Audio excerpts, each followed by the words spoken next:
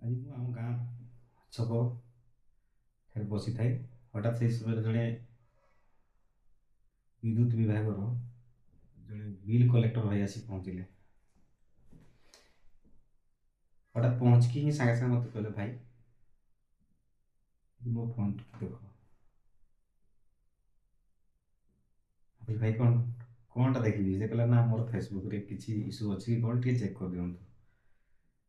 ଆପଣଙ୍କୁ ଦେଖିକିରି ହିଁ ମୁଁ ମାନେ ଗୋଟେ 42,000 ଦେଇକି ଗୋଟେ ଫୋନ୍ ନେଇ ଆସିଛି। ଆଉ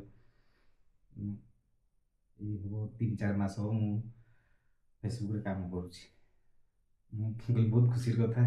ଯାହା ହଉ ଆମ ପରି ଯଦି ଛୋଟ ଛୋଟ କ୍ରିଏଟରମାନଙ୍କୁ ଯଦି ଆପଣମାନେ ଫଲୋ କରିକି ଯଦି ଆଗକୁ ବଢ଼ିବା ପାଇଁ ଆପଣ ଚାହୁଁଛନ୍ତି ତ ୱେଲକମ୍। ଫ୍ରେଣ୍ଡସ୍, ମୋ କହିବା କଥା, ସେ ଭାଇଙ୍କର ମାନେ ସେ ଅଳ୍ପ ଦିନ ଭିତରେ ବହୁତ ମାତ୍ରାରେ ଭ୍ୟୁ ରିଚ୍ ବହୁତ ସୁନ୍ଦର ହେଉଛି। ଖାଲି ତାଙ୍କର ମନିଟାଇଜେସନ୍ ହେଇନି। ତ ଆମେ ବି ନିଜକୁ ଛୋଟ ବୋଲି କେତେବେଳେ ଫିଲ୍ କରିବାଟା ମାନେ ଭୁଲ। କାହିଁକିନା ଆମେ ବି ଯଦି ଆଗକୁ ଭଲ କରିପାରନ୍ତି,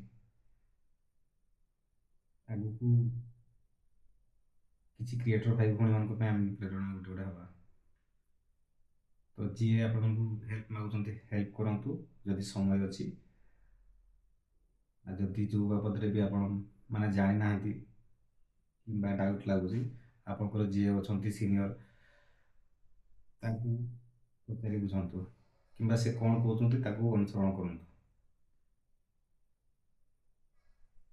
ବାକି ସବୁ ଫେସବୁକ୍ ଯାହା ମାନେ ନିର୍ଦ୍ଦେଶ ଦେଉଛି, ସେଇ ଅନୁସାରେ ଆମେ ଆଗକୁ କାମ କରିବାର ଅଛି।